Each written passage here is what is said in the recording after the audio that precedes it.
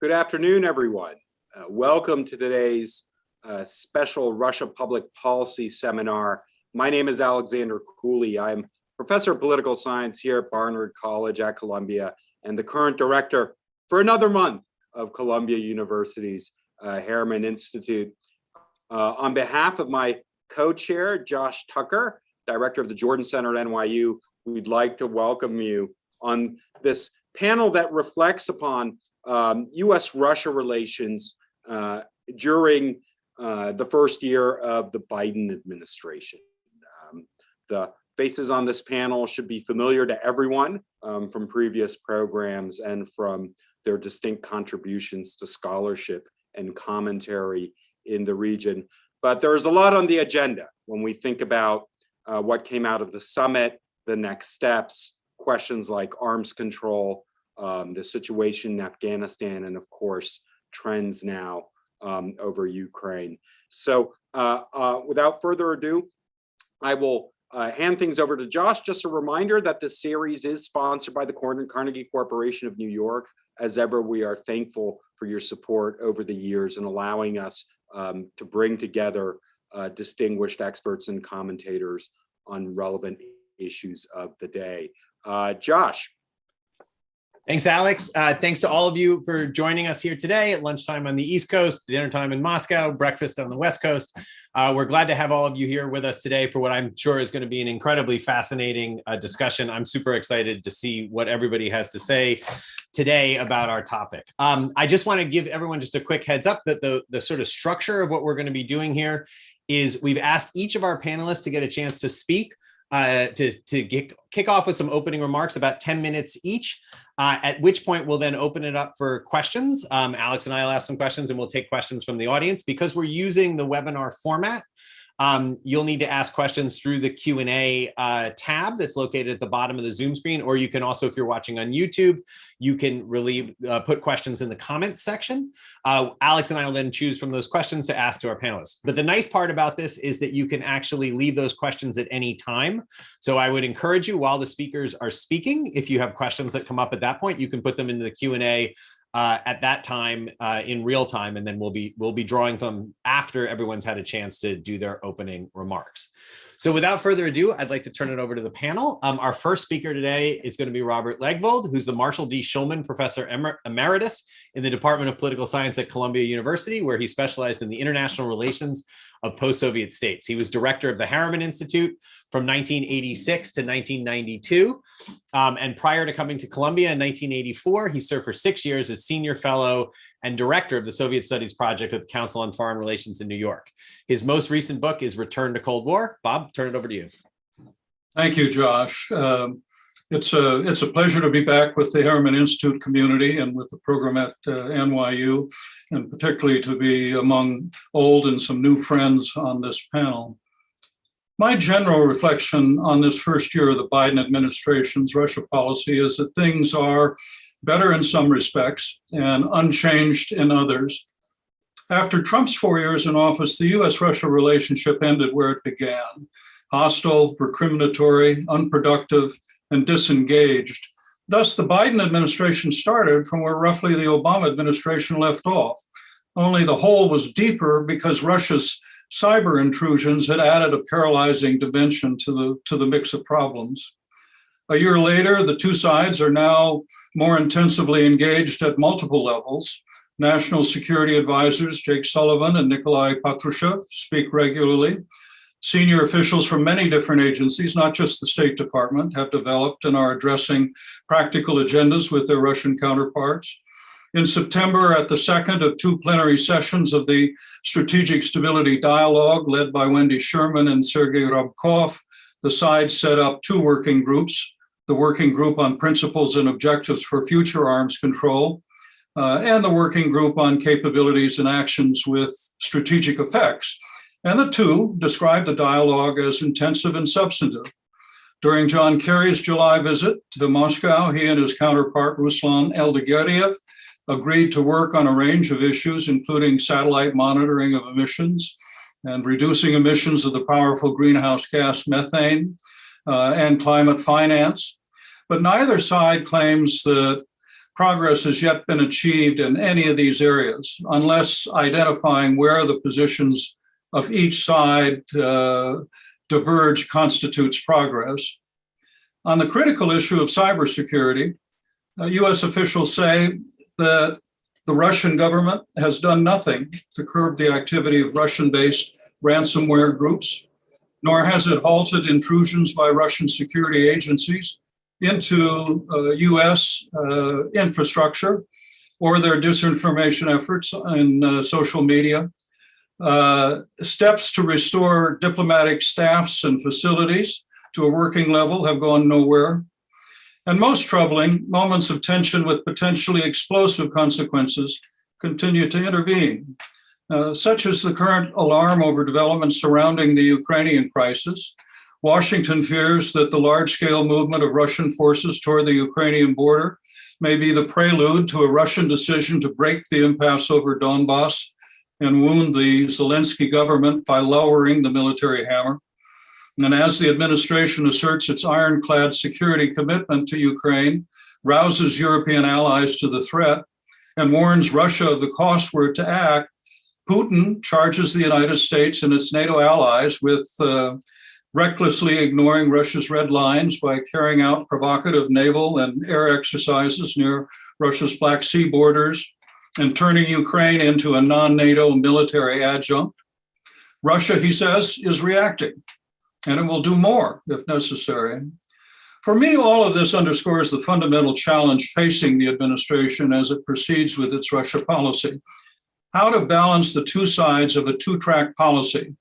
That is, holding Russia to account, the phrase that the administration uses, when what it views as Russia's malign behavior threatens its or allied interests, while at the same time pursuing cooperation on key issues of mutual interest. And more specifically, how to ensure that coping on that first track does not destroy any chance of progress on the second track, and in the process leave things where they began or worse.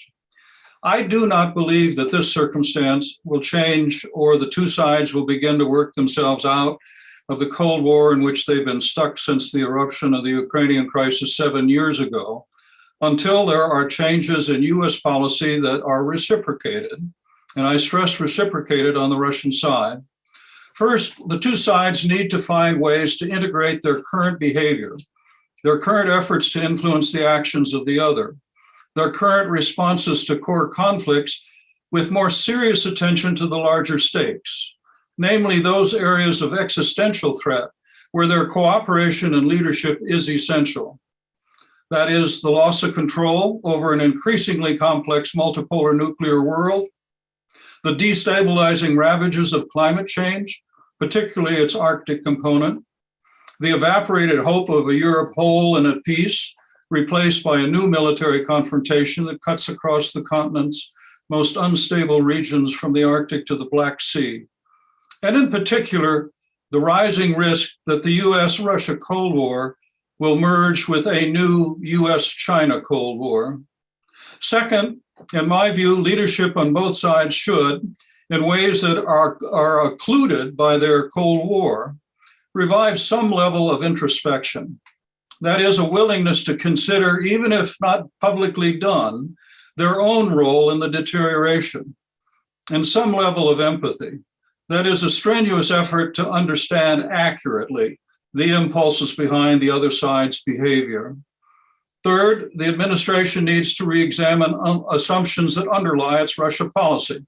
One of these, that protecting the kleptocratic character of the regime largely explains Russian foreign and domestic policy.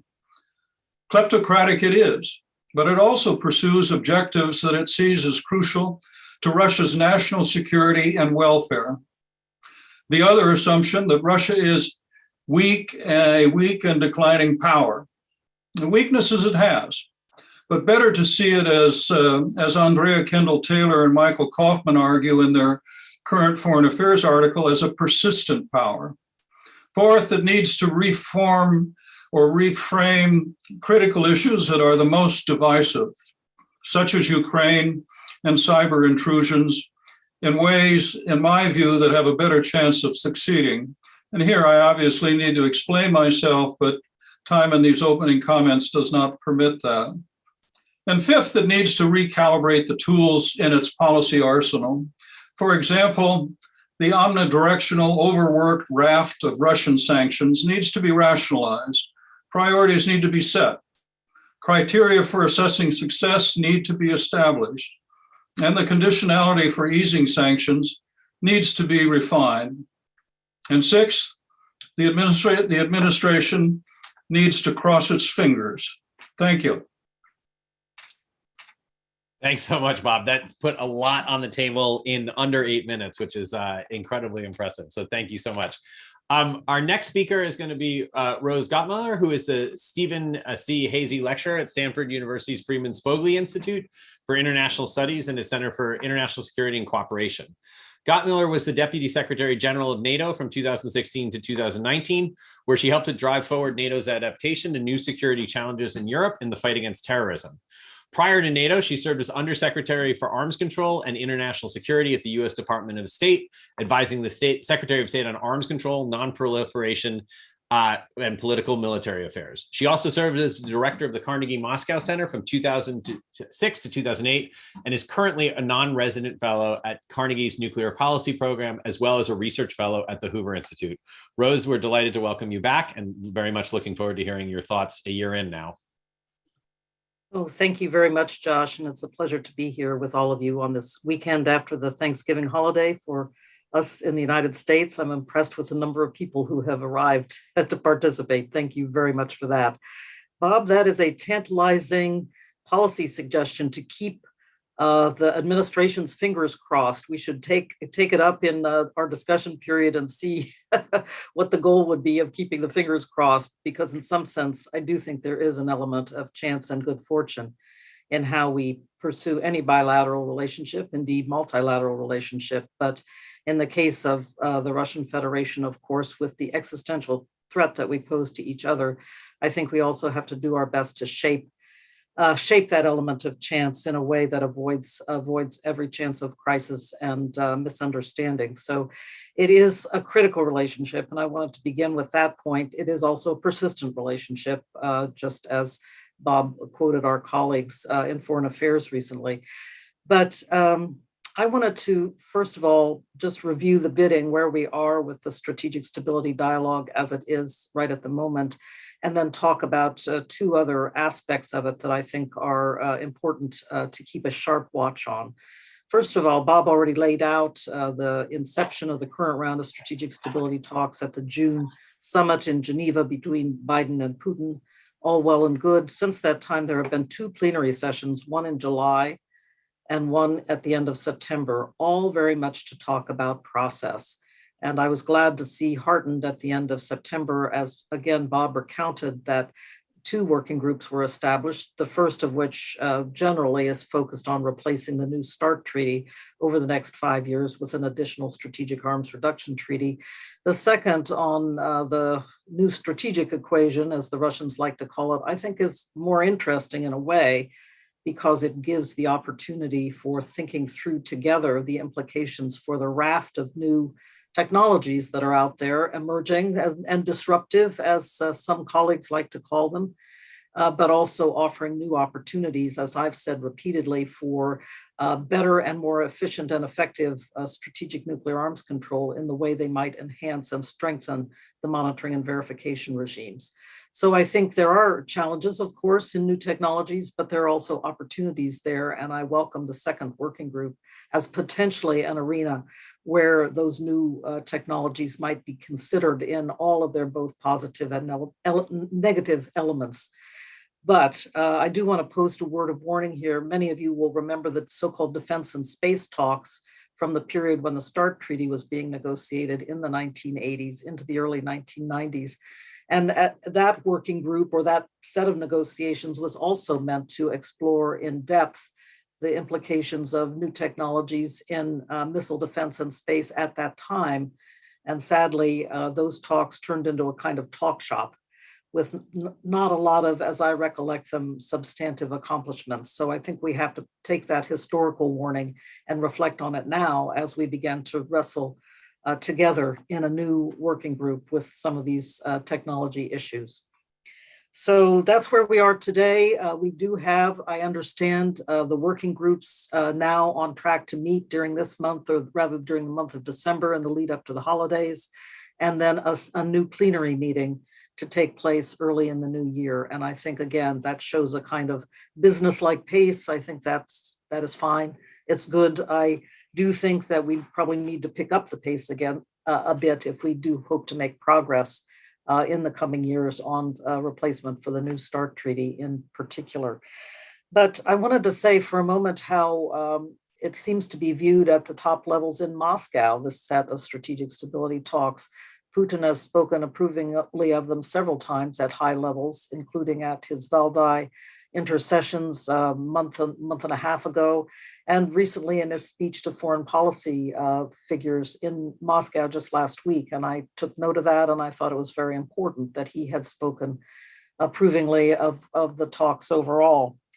But there are, I think, limits and I'd like to discuss this during our period of commentary and questions, exactly what will be possible as perhaps a crisis also unfolds with Ukraine. Because I remember very, very vividly 2014. It was ironic to me. I had just been in Moscow. We had just agreed a new date for strategic stability dialogues at that time when I was undersecretary. And within a very short period with the invasion of Crimea, the plug was pulled on those talks, and during the Obama administration was never plugged back in again. So although we try, of course, to keep the strategic stability, nuclear arms control issues walled off from other issues in our bilateral relationship and in the multilateral stage as well, we just have to be aware that certain crises and certain aspects or certain trends of policy in the Russian Federation can very much affect how others will be willing and able, despite the fact that we are dealing with existential threats in the nuclear and other weapons of mass destruction arena, how nevertheless it becomes very difficult to make progress if other things are going on. And in the 2014 invasion of Crimea and destabilization of the Donbass, we saw how difficult it became to have really a coherent and effective dialogue with the Russian Federation on nuclear weapons systems. So although in some sense Biden did pick up from Obama, there was a real stall that had set in the Obama years, so that we weren't able to make a whole lot of progress during that period after 2014.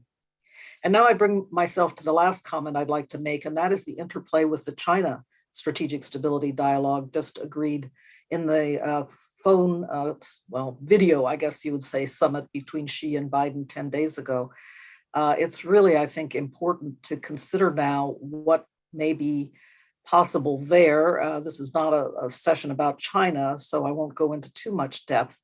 But again, the Chinese are recollecting some of the channels of communication during the Obama years. There were strategic stability talks. I chaired one of those groups with the Chinese from the Department of State as undersecretary. There were military to military strategic stability dialogues.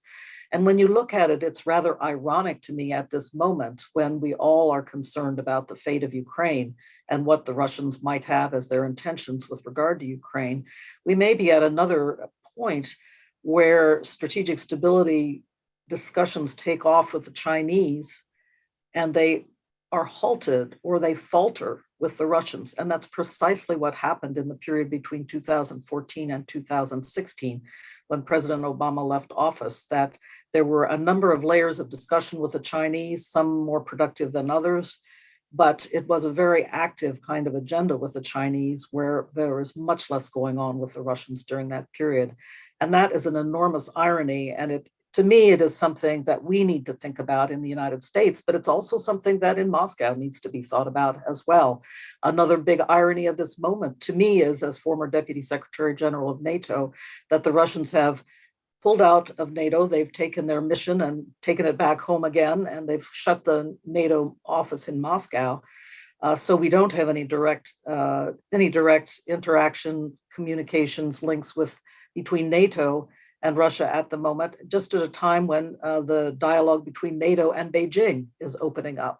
And there are rather vigorous discussions between NATO and Beijing at the moment. So I think it's also something for Moscow to reflect upon, whether this is in Moscow's strategic interest as well. It's a phenomenon that I think is important for us too to reflect upon if somehow the agenda with China on strategic stability picks up, but the Russians somehow, we are unable to properly engage and to develop that substance moving forward. So those were the remarks I wanted to make. I hope they will be food for thought at a minimum, but also look forward to our discussion. Thank you very much. Thank you so much, Rose. A lot more on the table there. Really appreciate it. Our next speaker is Alexander Gabuyev, who's a senior fellow and chair of the Russia in the Asia Pacific program at the Carnegie Moscow Center. His research is focused on Russia's policy towards East and Southeast Asia, political and ideological trends in China, and China's relations with its neighbors, especially those in Central Asia. Prior to joining Carnegie, Gabuyev was a member of the editorial board of Kommersant Publishing House and served as deputy editor-in-chief of Kommersant Vlas, one of Russia's most influential news weeklies. Gabuyev has also previously worked as a non-resident visiting fellow at the European Council on Foreign Relations and taught courses on Chinese energy policy and political culture at Moscow State University. He's a Munich Young Leader of the Munich International Security Conference and a member of the Council on Foreign and Defense Policy in Russia. Alexander, thanks for joining us today. Thanks for the invitation, Josh. It's a great honor to be part of this panel, and thanks everybody who is taking part of it as listeners. I'm really looking forward to learn both from fellow participants, which I already did, taking notes from Bob's and Deputy Secretary Gottmuller's interventions, and looking forward to your questions. I just try to focus very briefly on the way Moscow might look on these things. One observation methodology is that most of the really critical decisions are taken on the very senior level, where neither of scholars who's writing about Russian foreign policy has access, and not necessarily mid-level figures like Sergei Ryabkov and others have access. Unfortunately, many key decisions are taken in a small war room that's increasingly unpenetratable for outsiders. So you might see Fyodor Lukyanov op-eds as signals coming from the Kremlin. Unfortunately, they are not. Moscow-based observers might have a better optics to understand the signals coming from the top leadership. We might have better access to this mid-level people in different parts of the government. But unfortunately, we don't have our crystal ball to read Mr. Putin's mind, and I won't pretend to have one. Second point is the way that Russia's foreign policy community understands the US aims under Biden. And I think that the consensus is that Biden wants to park Russia somewhere. It doesn't want to really address core issues. It wants to have progress on some that are really dangerous, impose some guardrails that this competition doesn't get worse and even more risky in a very bad place where we already are, and then move on to do other stuff. So it's a box that's written Russia, toxic, don't touch. You pass it to the next president while you're trying to work on some issues. Arms control is something tangible and where Russia is really important to be at the table, and we might arrive at some solutions, hopefully, given how challenging, even intellectually, developing a new framework will be. And then it's ransomware, cyber, election interference, and mill-to-mill dialogue. Everything else must go away. I think that the two readings of why Biden wants to pursue this foreign policy is one, which is to my mind correct, that he has some bigger fishes to fry, both in foreign policy and particularly domestically, given the multiple challenges at home, that he just is too realistic to understand that Russia issue cannot be fixed during those years. So it's better not to deal with that and just minimize the risks and move on. There is other school of thought which believes that it's a part of a strategy to drive a wedge between Russia and China. I think that Putin was on the record saying this. We don't know whether he believes this. To my experience, it's really a very small fraction of people in the decision-making community and among scholars who think that way, but these are the two schools of thought. I think that the overall approach is quite acceptable and interesting for Russia to explore for a number of reasons. As much as the domestic system, to me, looks pretty solid. It dealt very hands-on with Navalny challenge and moved that you see at the Russian macroeconomic fundamentals, despite the sanctions. I think that the system looks like having a lot of steam to kick the can down the road for quite some time. At the same time, we see multiple challenges with the COVID pandemic out of hand, with very low trust of the public in the government institutions. I think that the very low vaccination rate is a very good proxy here. We see very conflicting accounts about what actually happened during the latest State Duma elections. So we might see some fragility in the system that's probably not very visible to the outside observers, or the people at the very top might misinterpret and decide that the cracks that they see are just too dangerous and overblow them because they're obviously obsessed about keeping power. Transition of 2024 looks like an easy enterprise, but it might be actually more challenging. So probably reducing risks coming from the conflict with the mightiest still superpower is something worth exploring. I think that the format that President Biden approached this outreach was also acceptable, having a separate summit with President Putin, given his FaceTime, understanding that the Russian system works top down, so no amount of Lavrov, Blinken meetings will solve anything unless there is a direct interaction between the leaders. So I think that all of the mechanics and the optics were in the right place. And to the credit of Biden administration, I think that's something that you hear people in Moscow appreciate a lot. This is this effort to build a lot of functional channels. And it's not only between the diplomats. Tora Nuland was just here with Eric Green. You have these talks between Rapkov and Vendor Sherman, but also an effort to establish a high-level channel to the Russian security services with Bill Burns coming to Moscow recently, and his direct engagement with Patrushev and Sergei Naryshkin, also with the FSB. I think that the US administration correctly understands that the intelligence community plays outsized role in the decision-making. It mirrors its own system on the US and believes that in the US, the intel community plays also a very important role. So having Bill Burns as one of the channels for this communication is a very, very good thing to do. Problems that are facing this approach are still multiple.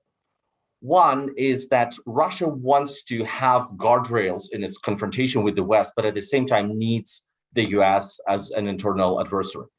It's not a surprise that during the Duma campaign, Sergei Lavrov and Sergei Shoigu, the two embodiment of the anti-Western course of Russian foreign policy, were leading the government party, United Russia, to the elections, not the kind of smartest, most capable bureaucrat like Elvira Nabiullina or anybody else. And having your domestic legitimacy partly built on anti-Americanism and the narrative of Russia standing up to the pressure of the United States, and having kind of normal, productive, guided confrontation with the US is just hard to get, particularly since you're giving a lot of counterintelligence people, FSB, a very long leash to go out and search for enemies of the state that are kind of taking orders from Langley or elsewhere. So there's one contradiction. Second contradiction, I think that was perfectly outlined by Bob. The red lines and the misreadings of Ukraine are very real. And I think that President Putin is very serious when he says that, okay, maybe NATO membership is now off the table, but we see a far graver danger of Ukraine being actually integrated into the perimeter of US-led security alliances, and it's turned into what my Carnegie colleagues at DC called an unsinkable aircraft park at Russia's border. And I think that Mr. Putin wants to deal with that problem. We don't know what the design is, but I think that we should all be very worried, because nobody should underestimate Mr. Putin's ability to misread Ukraine and misread the West to some extent. So something in Ukraine might seem far bigger danger for him that it actually is. And then I think final point here is that once Russia figured out that Biden just wants to park this relationship, there is a desire to explore what actually can the US give for Russia not creating multiple problems. And escalating, testing the red lines, and creating facts on the ground to seek new concessions might seem as a rational strategy, particularly as people here sense the administration's weakness following messy withdrawal from Afghanistan, multiple domestic challenges. And I think that just creates and emboldens this sense of opportunism and desire to seek new opportunities. Finally, I think that all of the recommendations that Bob gave in his presentation are excellent. Unfortunately, I do believe that our mutual grievances, mutual misperceptions are just too deep, and that the core issues won't be addressed on Biden's watch or on Putin's watch. It really requires fundamental change of the way Russia thinks about its foreign policy, or the US thinks about its Russia policy. So our best hope still is that this confrontation will be managed, but unfortunately the core issues will not be addressed at this point. Thank you. Thanks so much, Alexander.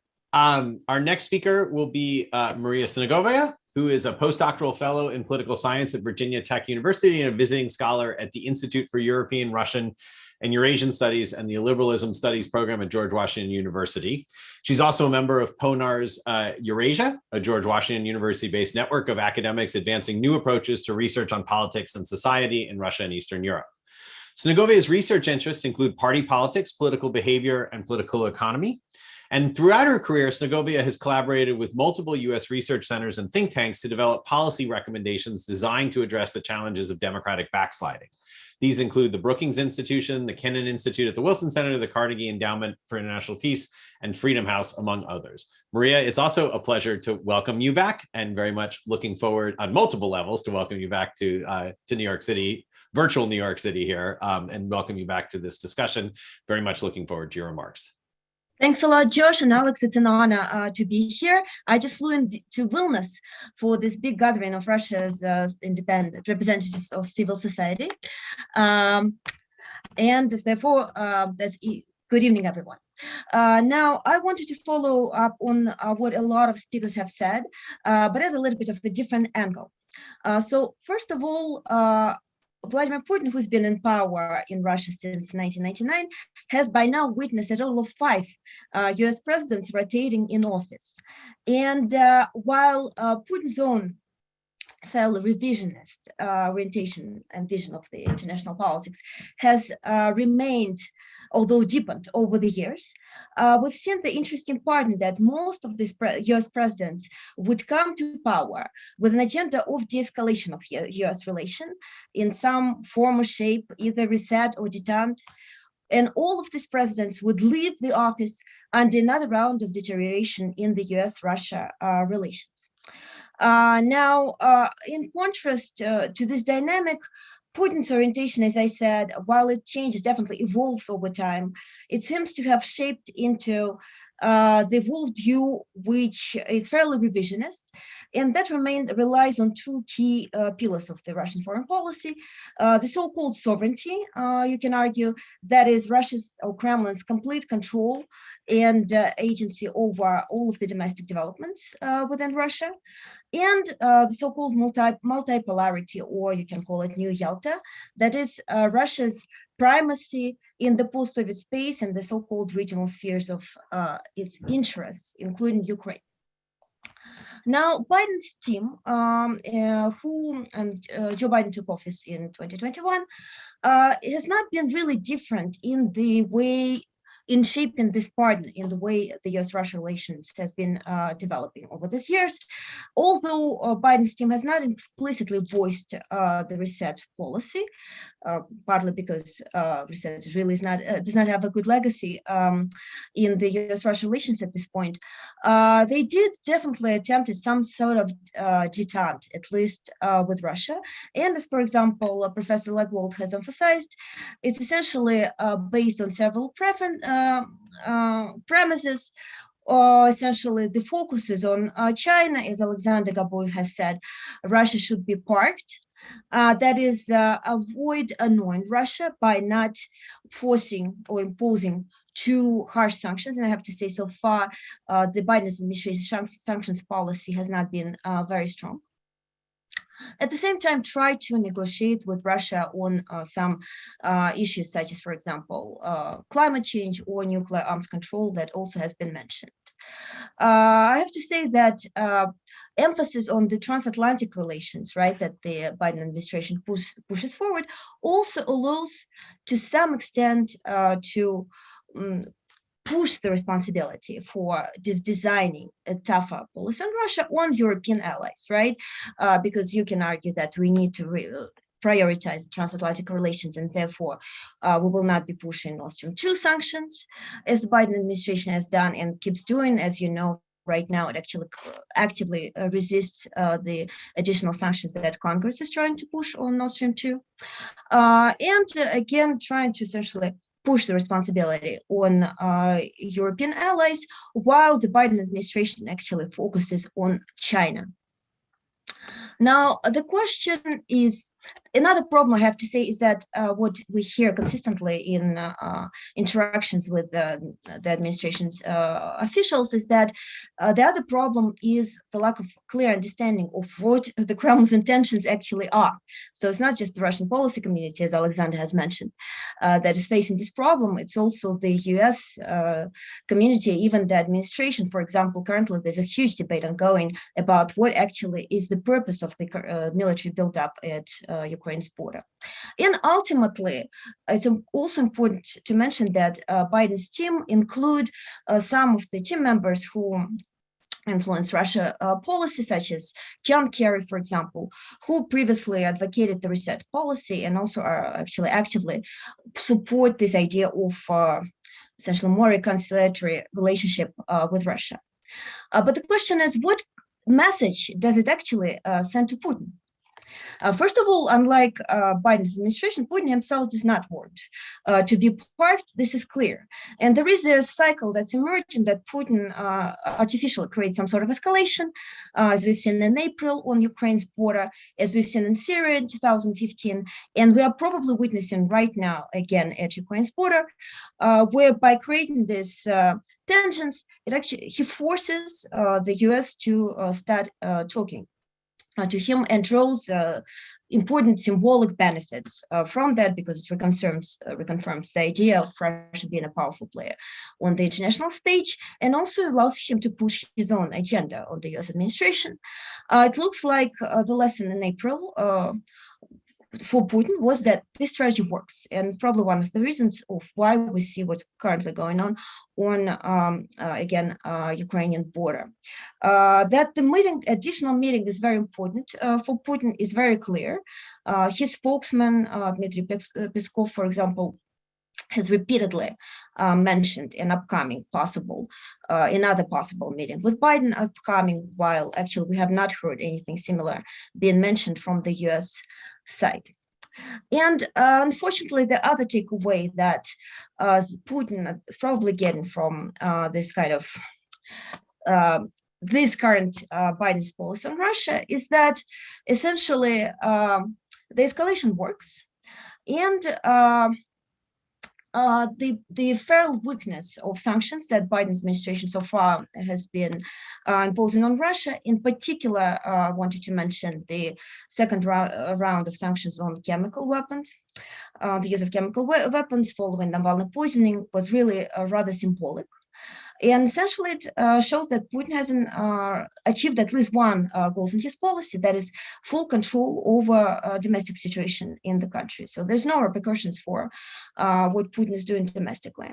Unfortunately, a possible takeaway from that is that there's also that means that the second pillar of the Putin policy, that is control over the post-Soviet region, can also be achieved.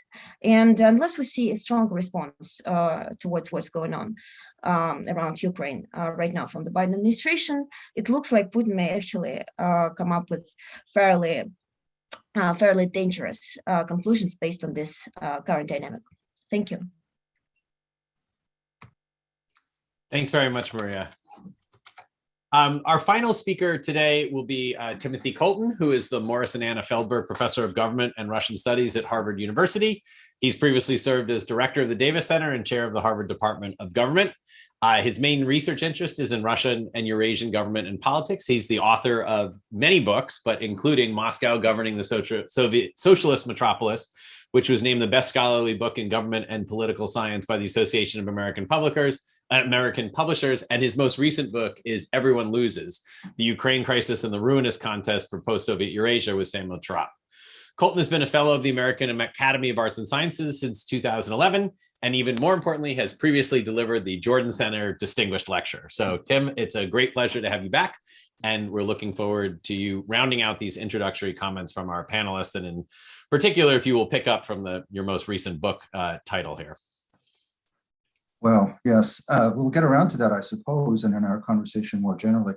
So I was asked to say a few words about a project I've been involved in for now, it's 10 years, I suddenly realized, called the Working Group on the Future of U.S.-Russia Relations. That Alex Cooley is a member of this group. And so it's been somewhat of a window, I think, into the overall process of the development and to some extent, I guess, the unwinding of this relationship. So the idea when we set the group up was to get together, it actually was two of us, Sergei Karaganov and I, get together a group, I'm sorry, I'm fighting a bit of a cold, get together a group that spanned the two countries and involved mostly younger specialists. And that was, we had a sort of generational succession in mind. And we were going to, we got funding from the Carnegie Corporation principally, but there have been others involved as well. And our main objective was to meet physically, recurrently, at least twice a year, sometimes 3 times a year was the plan, and to talk about the agenda. So 2011 was a year, of course, of relative optimism. It was still the reset time. Obama was still in office. Ukraine hadn't happened yet. And so we were probably a little bit rosy-eyed, but we wanted to talk about the future of the relationship and setting aside the current agenda and think about where it might eventually land. And for a while, we were able to do this kind of unimpeded. We set the groups up. A secondary ambition on the American side, on my side, was to try to draw in younger scholars and middle generation scholars who knew a lot about Russia, but maybe had never really been involved in policy related stuff. This was not a big concern on the Russian side. They had their own objectives in mind, but there was a lot of overlap here. And so we got going, we met regularly, we discussed a great many issues. We also, and this is a mark of the times, we were able to cooperate on jointly authored working papers. It seems like a quaint idea today, but we actually did this for a number of years. I forget when Alex Cooley is a member of this group. And when you signed, Alex, I think we were still doing the working papers, right? So this lasted until 2014, at which point it became impossible. So that is a certain marker in terms of how the relationship was going. So just very briefly on the group, very briefly, we do observe the Chatham House rule, so I can't really talk about what any individual has said, but a lot of interesting things have been said over the 10 years, some of which don't bear repeating. And so there is definitely in terms of the Russians that we interact with on a regular basis, and it's all by Zoom for the moment, of course, like everything else. There is a generational transition that's quite visible. So a couple of members, well, one standing member of the group on the Russian side is Anastasia Ligachova, who has just taken over from Karaganov as Dean of the Faculty of International Relations at the Higher School of Economics. She's a younger person, I don't know exactly, in her late 30s perhaps, and very balanced interviews, very skillful. She's been a terrific interlocutor for us. At MGIMO, Andrei Sushinsov, who has not always been involved in our meetings, but in quite a few of them, has just become dean of the analogous faculty. So this generational turnover is very interesting to watch. We find generally, I find at least, that the younger scholars are, how to put it, they're more relaxed, I think, about status questions. The older generation lived through the collapse of the Soviet Union and the difficult times of the 1990s, and saw Russia as kind of being on the comeback trail, and that it would have to claw for status. The younger scholars, I don't know whether Alexander Gabuyev agrees with this, seem less concerned about that and sort of take the Russia standing in the world as somewhat of a given at this point. They have a range of views on policy issues and certainly on domestic policy, which we tend not to get into that much. It's not really our agenda, but it's quite evident. And the same applies to some extent to foreign policy questions, I'd say with one big exception, which is conflicts in the post-Soviet space, which is where a lot of the trouble continues to be centered, and where, although there is a certain amount of variation or variety, not really that much. I think that most of the scholars that we work with at least tend to support government policy, with some reservations perhaps. We have not talked with them in an organized fashion about the current Ukraine situation, but we'll do that in the coming weeks. The agenda in their eyes has also evolved.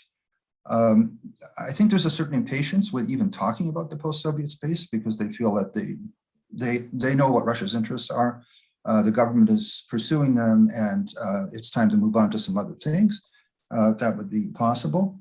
But we certainly talk about China a lot more than we did 10 years ago. Climate change has emerged. Putin, of course, has now embraced this cause, but some of these younger scholars, 2 or 3 of them in the standing group on the Russian side, were already engaging with it, including Likachova. They're also more interested in values questions, which has been a little bit of a surprise to us. So when we got started, we didn't really want to talk about values. I think what the Russians tended to understand about the values question a decade ago was Americans preaching to them about democracy, and they didn't want to listen to any more of that. But now, they're taking a somewhat different tack. They perhaps see the United States in a more complex light. And Putin himself, of course, has been addressing these questions, in a furtive sort of way. But he's made repeated reference to values, to conservatism, to tradition, to civilization, even. So it's kind of on their foreign policy agenda, and they're quite interested in talking about it. If we had time to talk about the current Ukraine situation, it would be very interesting. It's so important that maybe it's worth doing a whole separate meeting. Some of my friends that I see in front of me here in the audience have been involved in some of these discussions, and they can be quite scary. I mean, this is potentially a really big disaster waiting to happen in maybe as soon as a couple of months from now. And I don't think that any decision has been made. Maria pointed out that the policy of ramping up pressure and amassing troops and so forth worked once, it seems, and maybe working a second time. But it's not clear how many times you can do that. I mean, if it's an implicit threat to invade another country, you can't just keep getting ready to do it and not do it. At a certain point, it loses credibility, which may make this particular time, particularly fateful. So what kind of war would result? I mean, that force that's being assembled is quite large. And so it's not going to be a repeat of either event in 2014, so it would seem. So military experts, and I don't count myself as one of those, but Michael Kaufman, for example, at CNA, have argued that this would be quite a large war. And he thinks he understands what the objectives would be, displacing the Zelensky government, maybe even creating some kind of statelet next door to Russia, dividing Ukrainian state into two. I mean, something dramatic like that. I've heard 1 or 2 Russians say, well, it really would be a repeat of Georgia 2008. It would be short and fairly violent. There would be limited civilian casualties. Russia would win. It would sort of get what it wants, and that would be the end of it. Well, maybe that's so. I doubt it somehow. And one thing that I do find a little bit dismaying is that in the public sphere, at least, I don't see any open deliberation over what would happen after an invasion. So what exactly is the plan? And the last time a great power invaded another country without a serious plan was the US invasion of Iraq in 2003. I mean, we know what that brought. And this could be like that, or potentially even worse. So this, I don't think the Russians are necessarily going to welcome dialogue on this question, but it is potentially so serious for all of us that I think we have the right to demand at least some kind of consideration of what the sequence of events might be. So I think I've used up my 8 minutes, and I'll stop at that. Tim, thanks very much indeed. And actually, that's a good segue to the first round of questions, just drawing from the audience. So first, I'd like to go to Alexander and Maria with this question from Elise Giuliano, who is our own Director of Graduate Studies here at the Harriman Institute, lecturer in political science. She asks, what is your sense of the current state of public opinion with regard to the use of the Russian military in Ukraine? Is there an appetite among ordinary Russians to fight Ukrainians? And how does this factor influence Kremlin policy towards Ukraine? So maybe Sasha, we'll go to you first. I think that bulk of the public available data suggests that the Russian public doesn't support a new war, particularly large scale. We also hear that all of these polls done by FSO, which is the Russian analog to Secret Service, point out a pretty negative attitude, although this data is very hard to verify.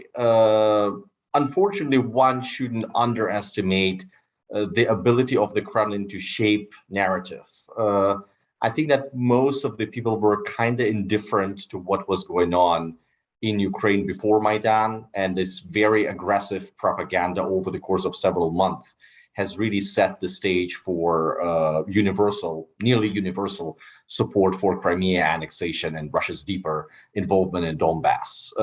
So if the invasion, as Mike Kaufman predicts, might happen sometime down the line in January or February, there is still enough time to prepare the Russian public. And then also, I think that the importance of the public opinion has marginalized significantly. You just look at the size crowd in the Moscow protest rallies. When Crimea was seized, there was a huge rally in Moscow, like huge by Moscow standards, roughly 30,000+ people.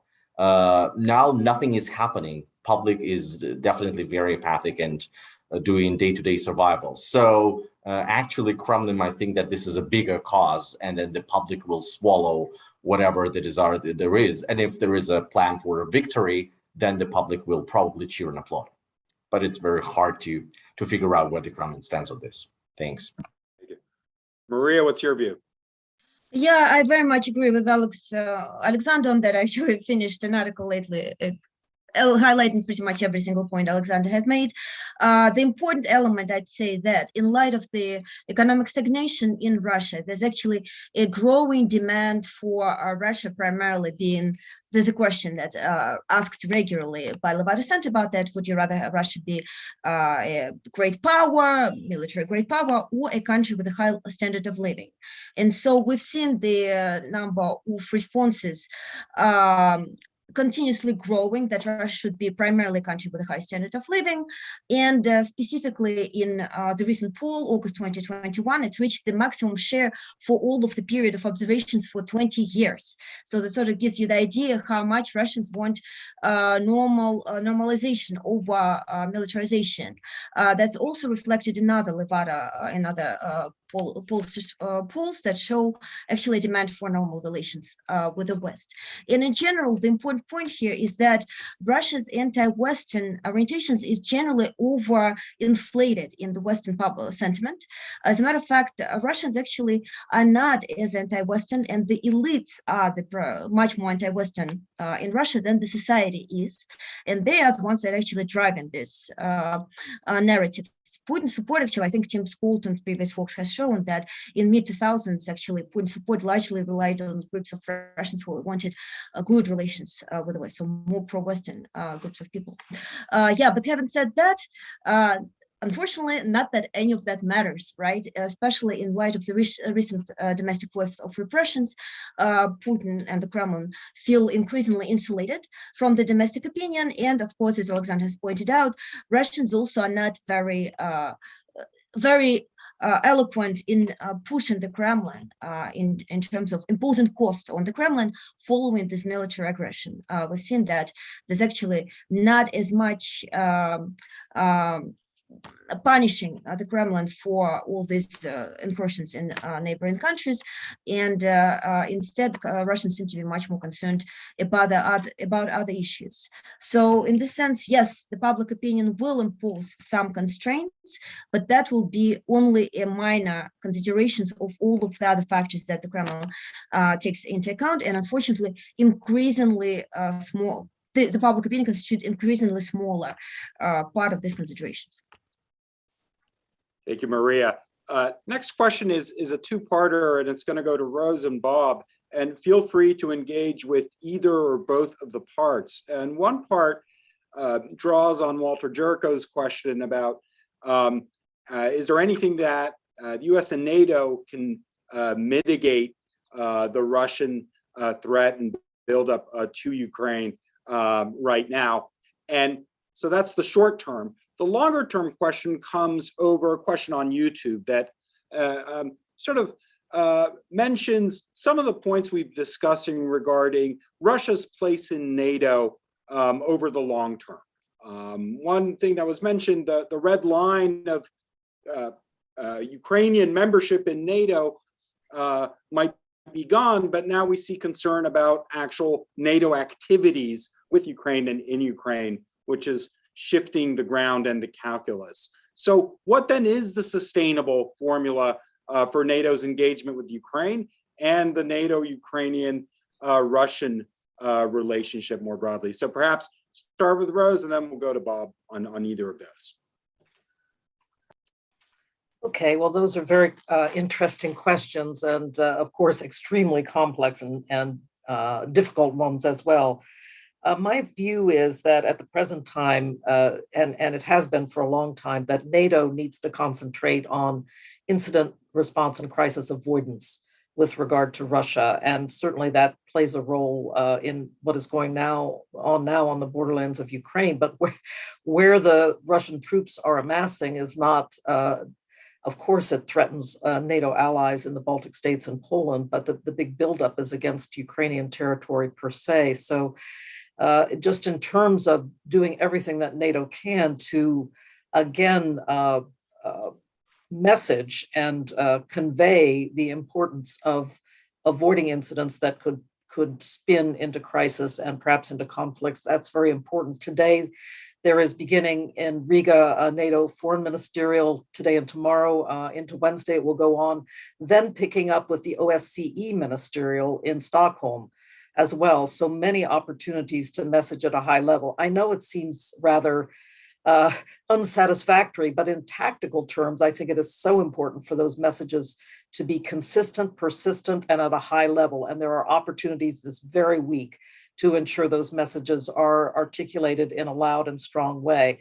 I think NATO should not back away. I mean, somehow after years and years and years of NATO working closely with Ukraine to upgrade the military forces, to help with training, to provide some equipment. It's not only the United States in NATO, it's other countries, very important countries like Canada with large Ukrainian populations have been working very closely to upgrade training and standards for the Ukrainian military. All of a sudden, Putin's saying, these are a red line. I think NATO cannot buy that, but must need to convey that continuity about what NATO is doing, that this is not something new and threatening to Russia, but is in fact what NATO does with many, many partners.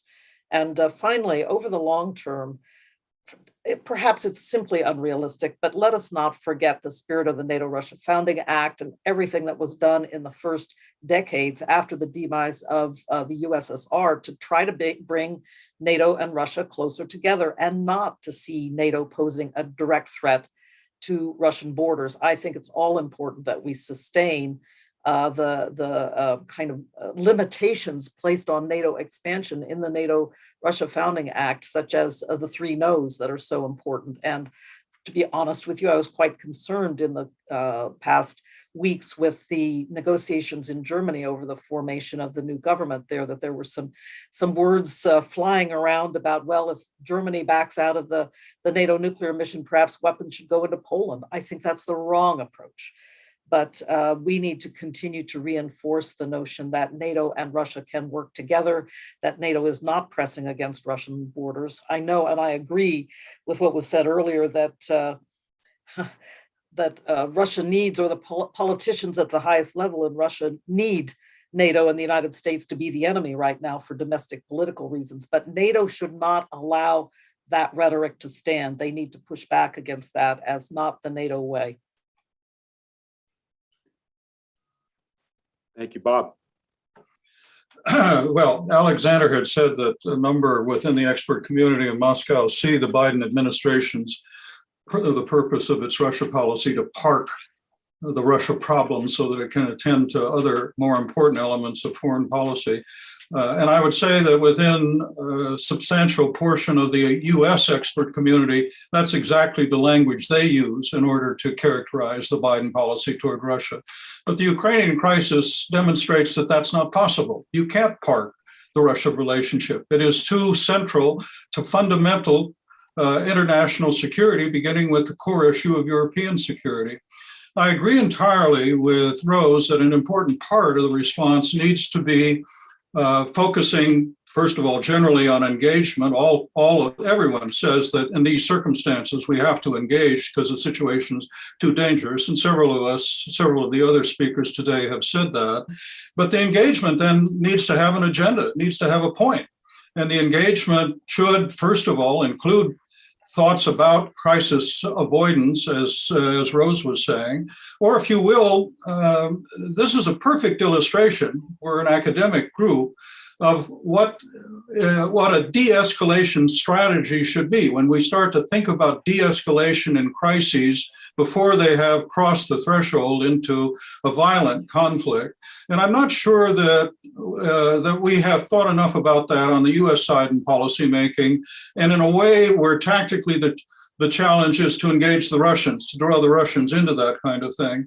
When you get to the response to the problem as it is beyond what I've just said, and what Rose was outlining, I think essentially where we are right now is we're hoping that the talk about of rallying the allies and agreeing that there will be very high costs if the Russians do what they do, and that we begin to try to create a common ground with the allies of precisely what we might do, largely in the area of sanctions, were the Russians to act.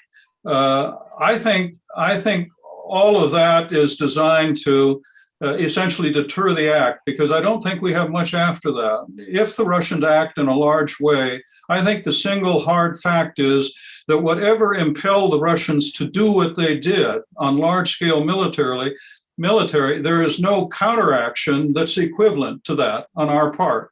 We again would resort to what we always do in these circumstances, because we seem to have a very limited notion of what our arsenal should be, and that is sanctions. Sanctions and more sanctions. And here the real problem would be the sanctions that would be necessary in order to be realistic are really cutting your own nose off in order to inflict the punishment. And I don't think you can get unity over it. It'll involve primarily energy, and including where the Europeans would divide over energy sanctions in these circumstances. So I don't think we have much recourse, at least successful recourse, if in fact deterrence fails in this circumstance. I think the larger consideration would be in Moscow and their calculation, weighing less the threat that's implied by our deterrence, and more in terms of the way in which they do a cost-benefit analysis of the consequences. That is, whatever it is that's impelled them to do it on this large scale, and they are preparing themselves to do something on a large scale in a way they never have before in the past, including back in the March-April episode, which is worrying. And as Tim said, summarizing what Kaufman has said, there's only so often that you can continue to conduct these pressure campaigns by the dislocation of troops on the scale that they're doing it, mobilizing reserves, even activating Rosgvardia in these circumstances, and then backing away from it only for the purpose of a pressure campaign. So all of that's quite dangerous. But the other side of the ledger for them in doing a cost-benefit analysis is what would be the disruptive effect in every other aspect. It would completely destroy, as Rose has said, the prospect of making progress in nuclear arms control. We're on a large scale. It would completely destroy whatever hope they may have for revitalizing some part of a Western option rather than full dependence on what they're building to the east. And it would, in fact, create a fundamentally unstable international environment that begins with a critical region. As Tim said, the United States going into Iraq in 2003 without thinking of its consequences, those consequences were much larger than whatever it is we thought we were dealing with. So I think it has to be that cost-benefit analysis on the Russian part that will prevent them from actually doing what they're doing. I think we have very limited capacity, in fact, to effectively respond if deterrence fails.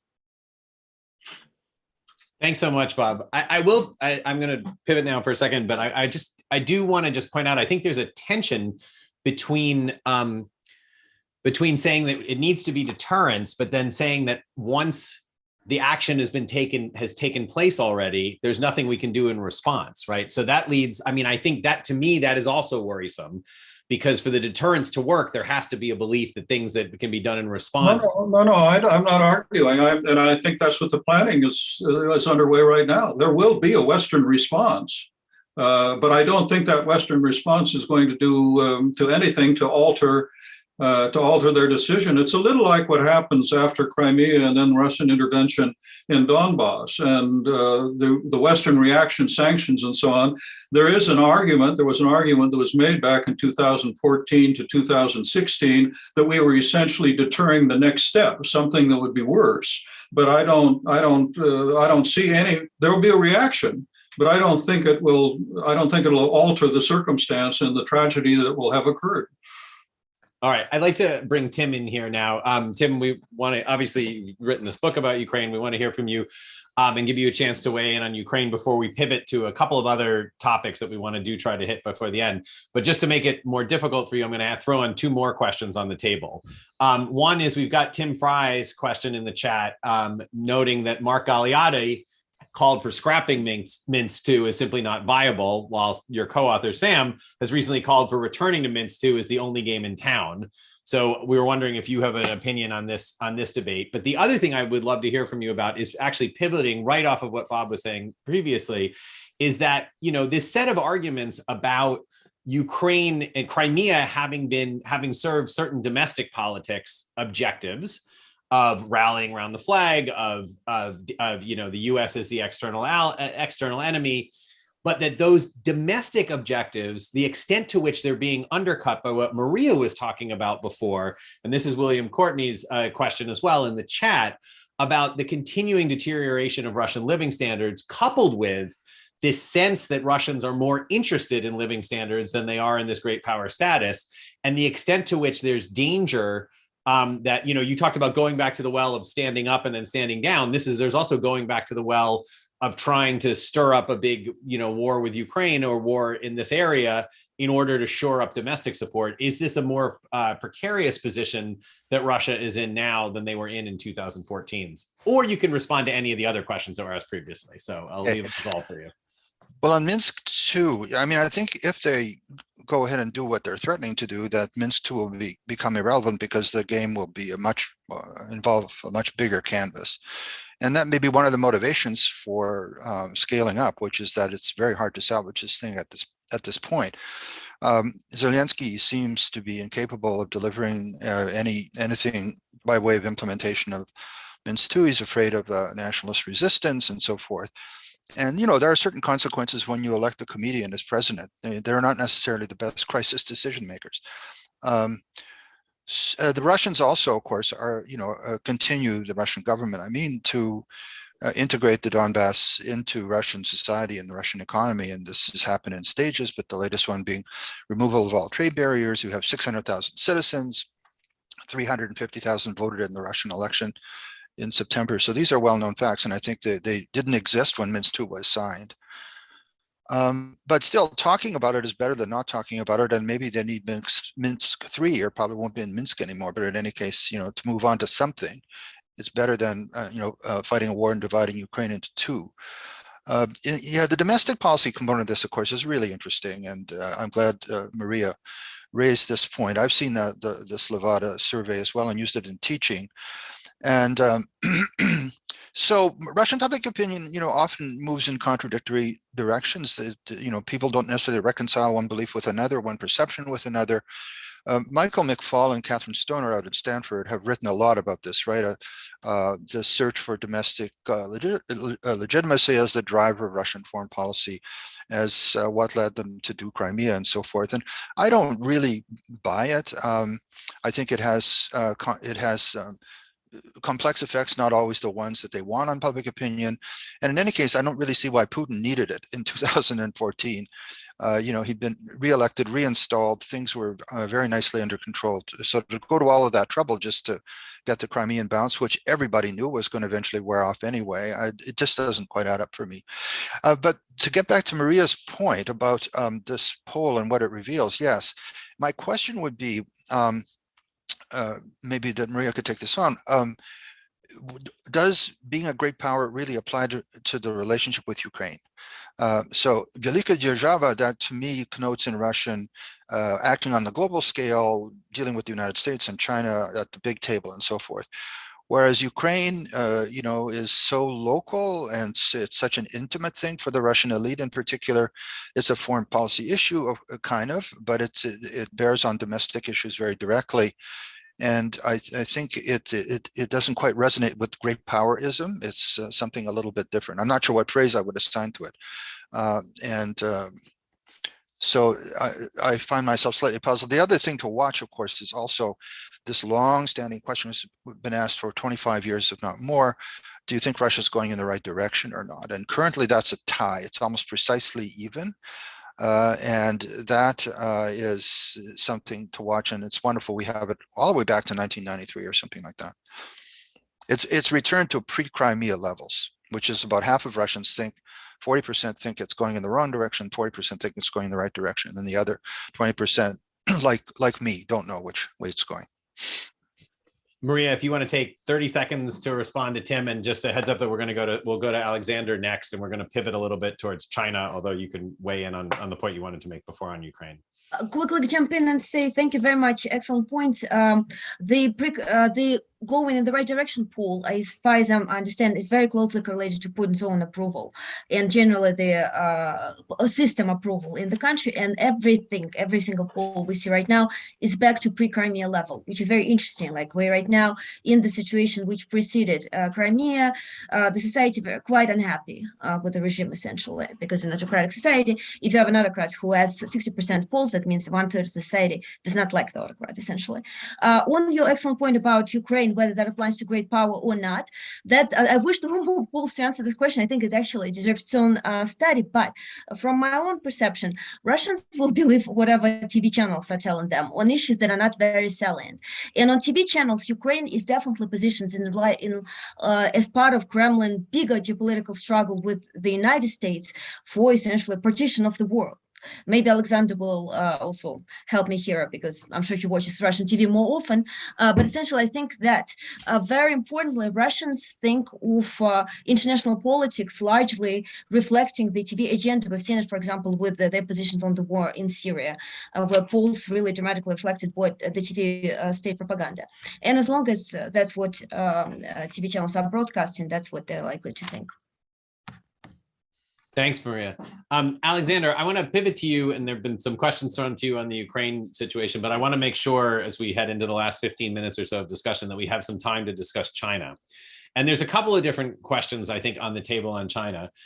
One question comes from David Wolf, which has to do with if anti-US is the glue for the Sino-Russian relations, at what level of detail do you think Xi and Putin discuss US policy? Do they think they have a division of labor vis-a-vis the US? The flip side of that question, though, in a number of the comments that were made during the opening statements, it was implied, I think, implicit a little bit here, that there was a danger potentially of Russia getting left behind in the relationship between the US and China, right? Russia dropping out of NATO right at the same time, at the same time that China is involved in more discussions in NATO. So my second question would be sort of the flip side. Are Russia and China, working together to coordinate U.S. policy? The second question I'd be interested in hearing is whether or not you think there is a concern in Russia of being sort of left out of the great power relationship between the U.S. and China, and that Russia will find, China more interested in dealing with the U.S. than China is continuing this relationship that it has with Russia right now, or is that overstated? And we should just go with the sort of more obvious that these are both rivals of the U.S. that have an interest in friendly relations with each other. So I'll throw that first to Alexander, and then maybe Rose, if you're interested in weighing in as well, that would be great. Thanks. The anti-US is indeed a glue, but that's not a reason for Russia and China working more closely together.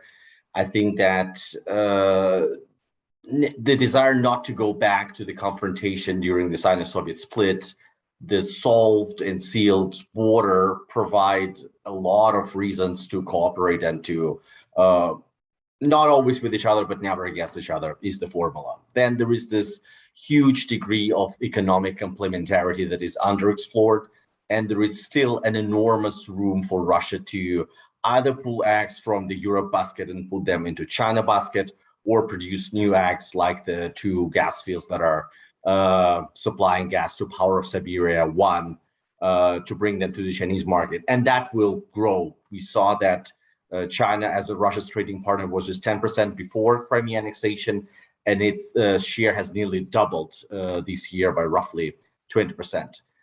So this will continue. And then neither Russia nor China is a Western-style democracy. So Putin and Xi could never be perplexed about discussing Navalny or Xinjiang or whatever. So that also creates a lot of kind of common ground. On anti-US, I think that A, we don't know. B, what I hear is that the discussion of the US occupies a lot of time in their bilateral interactions, but we don't know the details. What we see on the ground is that the two militaries are doing more, but more in terms of signaling so far. The patrols of the strategic bombers for the 3rd year in a row, joint maneuvers. But I think that it's still more symbolism than substance, but substance is also emerging. And I think that Rose could probably talk more about this, but Russia's decision to provide China with technology for early warning system for incoming missile attack is something significant, as is Russia's trade with China in sophisticated arms, as Russia sees this as a window of opportunity in the Chinese market for types of S-400, Su-35. If anybody believes that Russia will be left out in the cold while the two superpowers amicably engaged in productive cooperation, good luck with that. I think that it's not going to happen. Even if Biden is successful, and I wish him to be successful in putting some guardrails in making this competition less disastrous than it can be. But hey, that's the competition of the 21st century. I think that Vladimir Putin is realistic. And I think that he was on the record about a decade ago. I don't think that his perception has changed that much. That competition for the superpower status is for the two big boys. But Russia is a great power, wants to have a strategic autonomy, and wants to sit at the table when all of the big global challenges are discussed. So I think that unfortunately for Russia, since it's in a bitter confrontation with the US, it has to move closer to the Chinese, maybe sometimes a little bit too close that it would do under normal circumstances. But I think that when people say that, oh, Russia is turning into China's junior partner, Russia's foreign policy is all about balancing.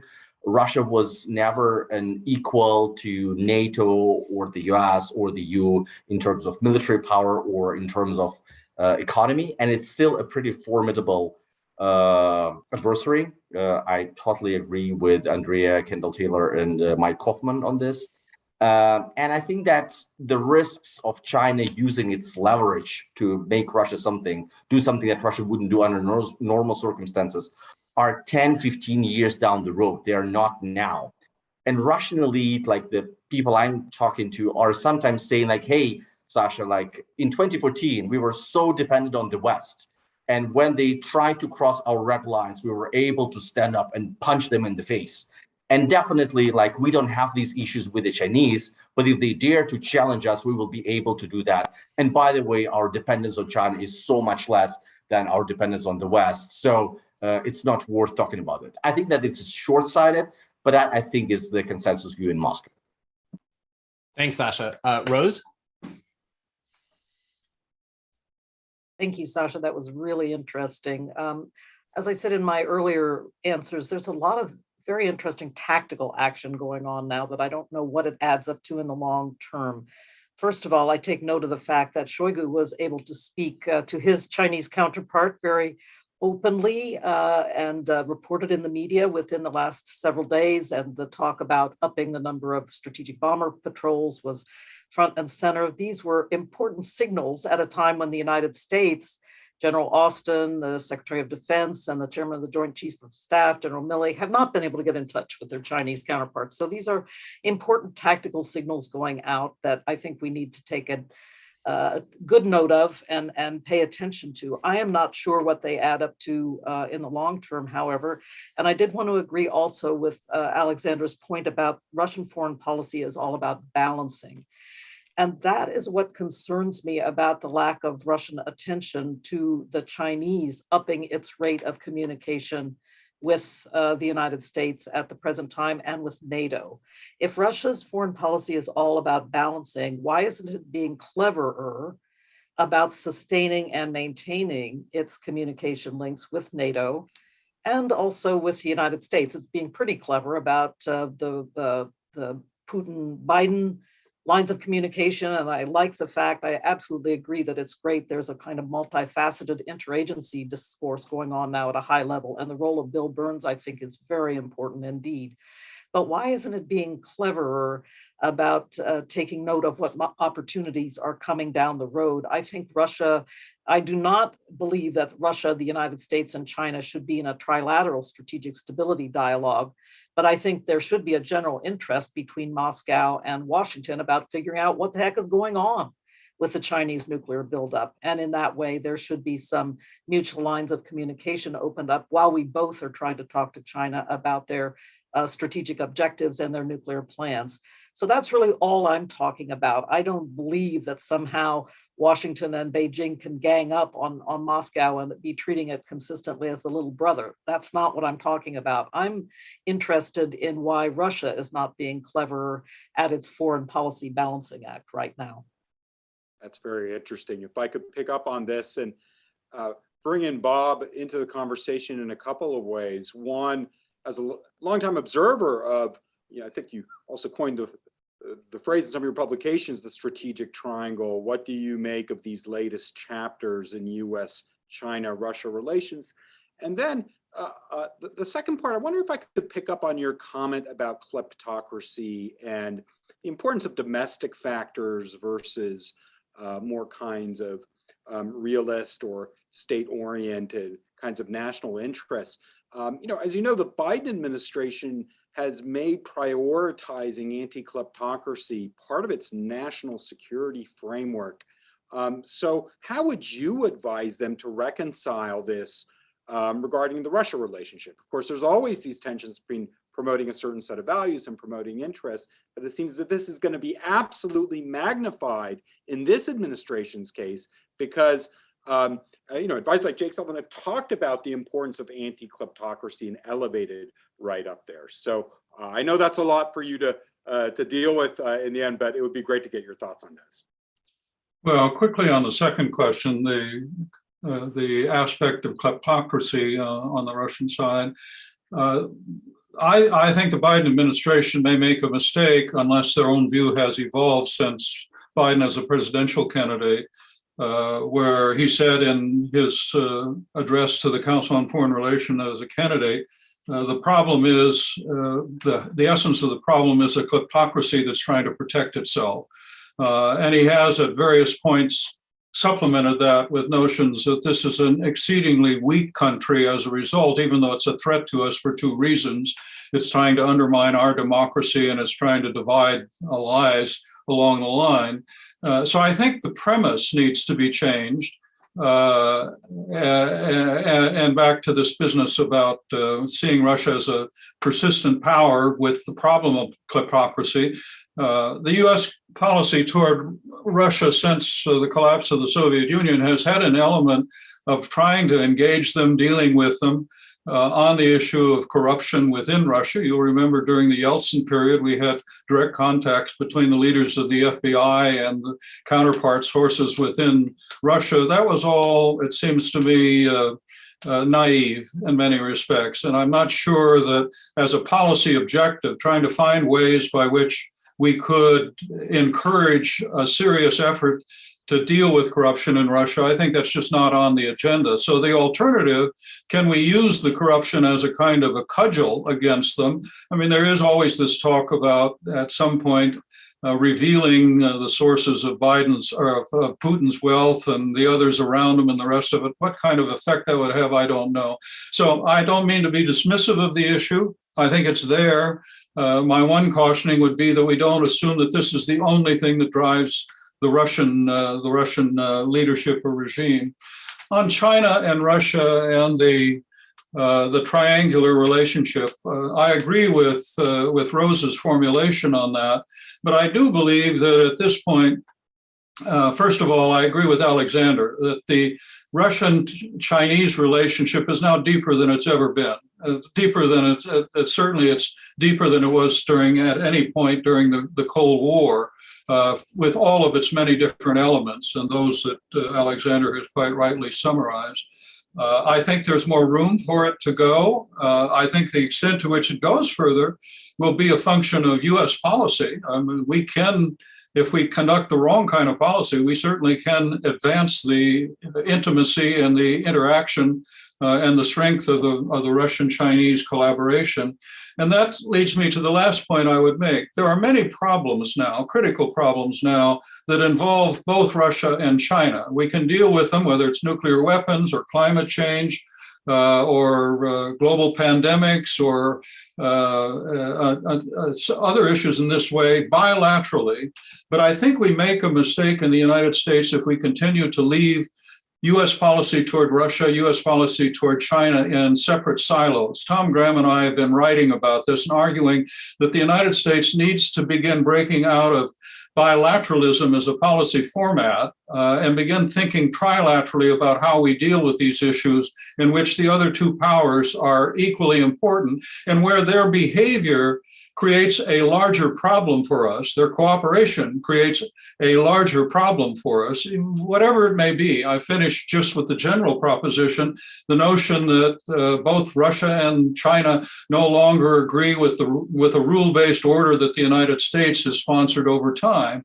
Well, if that's true, the extent to which that's true, it is the way in which they identify with hostile powers to the United States and reinforce them, the way in which they approach issues of global governance in ways that are reinforcing, even if it's parallelism and not necessarily coordinated. So that's only one of many reasons why we need to begin breaking out of the bilateralism that governs US policy toward Russia and toward China and thinking of trilateralism. On many issues, the bilateralism will be critical. As Rose well knows, in moving forward on nuclear arms control, there has to be a critical first stage, which is bilateralism. But as she's argued, there then needs to be strategic dialogue bilaterally, and maybe at some level, even in exploring the general territory, even trilateral strategic dialogue was not out of the question in my mind in the nuclear area.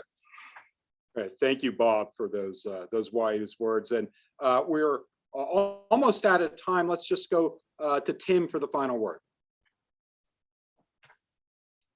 You know, I was just going to respond on kleptocracy.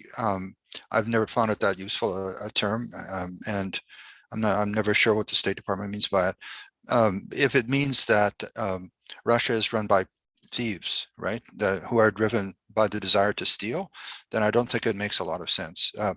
There was, of course, a transfer of resources in the 1990s, primarily, which in certain regards resembled theft, although with the connivance of government officials. As Putin said, we appointed billionaires, right? We decided who they were going to be and gave them all this stuff.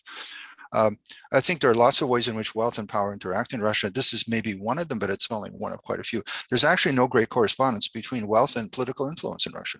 The wealthiest Russians often have very little political influence, and the most influential often have very little wealth. So there are associations there, but they're not just as straightforward as run by thieves, in my opinion. Okay, well, on that upbeat note, we will we'll call it for today. I want to, on behalf of Alex and myself, on behalf of the Harriman Institute and the Jordan Center for the Advanced Study of Russia at NYU, as well as the Carnegie Corporation of New York, who funds these series, I want to really thank all of our panelists for their insights today. You've got me already looking forward to our next panel on 2 years into the Biden administration, U.S.-Russian relations, so we can see where all this ends up. And unfortunately, I think we'll very shortly be needing to be talking about the situation in Ukraine in much more detail, although this has also gotten me very excited for running one of these sessions on the sort of trifecta of US, Russian, Chinese relations in the coming months. So like most good conversations, it leaves many more questions unanswered than it was able to answer, but we are grateful for the wisdom and the insight of our panelists here. We're also thankful for so many of you for joining us today. We know time is such a precious commodity, and getting on Zoom is getting increasingly frustrating as it becomes more and more a part of our lives. So we're really happy that all of you were able to join us today. And with that, I'll bid everyone goodbye and thank you all for your time. So we'll look forward to seeing all of you again soon. Thanks, everyone. Thanks, everyone.